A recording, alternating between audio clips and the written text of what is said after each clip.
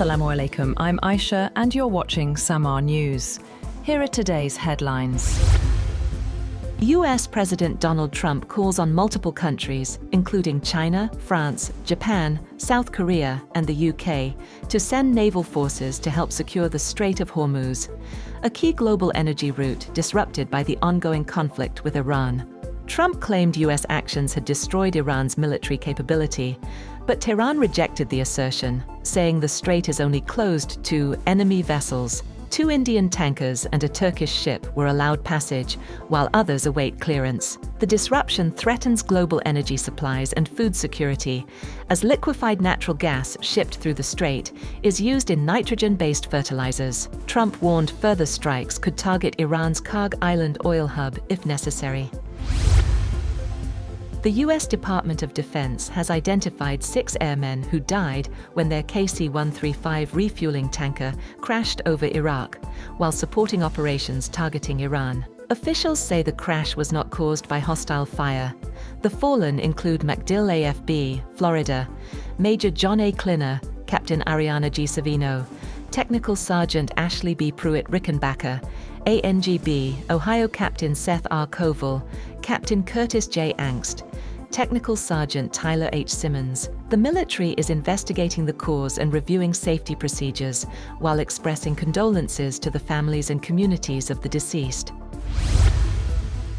Oil loading operations at the United Arab Emirates Fujairah terminal have resumed after a drone attack and fire disrupted activity earlier. An industry source says the key energy hub, located outside the Strait of Hormuz, is back in operation following the incident on Saturday. Fujairah handles about 1 million barrels per day of the UAE's Murban crude, roughly 1% of global oil demand.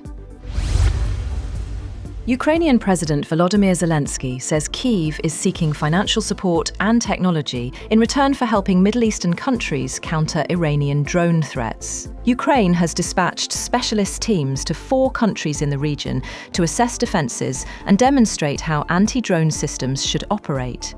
Zelensky said the teams, each made up of dozens of experts, will assist regional partners in strengthening their air defence capabilities.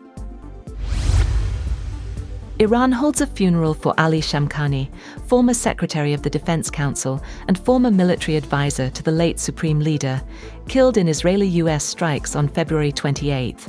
Shamkhani, a key figure in Iran's nuclear negotiations, had survived a previous Israeli assassination attempt last June, which left him with a leg injury.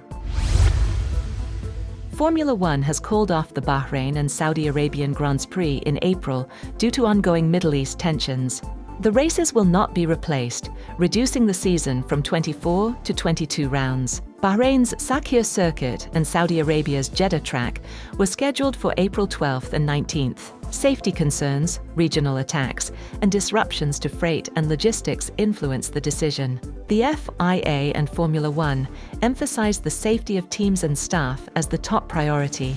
Formula 2, Formula 3, and the all-female F1 Academy rounds in the region are also cancelled. Bahrain and Saudi Arabia are key financial contributors to the sport, with hosting fees estimated at $45 million and higher respectively. US President Donald Trump has claimed that the United States destroyed military targets on Iran's main oil hub of Karg Island, threatening to strike its oil infrastructure if Iran continues attacks that have halted most ship traffic in the Strait of Hormuz. In a social media post, Trump wrote that the US military totally obliterated every military target on Karg while leaving oil infrastructure intact. He wrote that should Iran or anyone else do anything to interfere with the free and safe passage of ships through the Strait of Hormuz, he would immediately reconsider this decision. US President Donald Trump says most aircraft targeted in an attack on a Saudi Arabian base suffered minimal damage. In a post on Truth Social, Trump said 4 of the 5 US tanker planes hit in the strike had virtually no damage and are already back in service. He added that the 5th aircraft sustained slightly more damage, but is expected to return to operations soon, while criticising media reports that suggested heavier losses. Meanwhile, a missile has struck a helipad inside the US Embassy compound in Baghdad. Footage shows a column of smoke rising over the embassy compound. There was no immediate comment from the US Embassy in Baghdad. On Friday, the embassy renewed its Level 4 security alert for Iraq, warning that Iran and Iran-aligned militia groups have previously carried out attacks against US citizens, interests and infrastructure, and may continue to target them.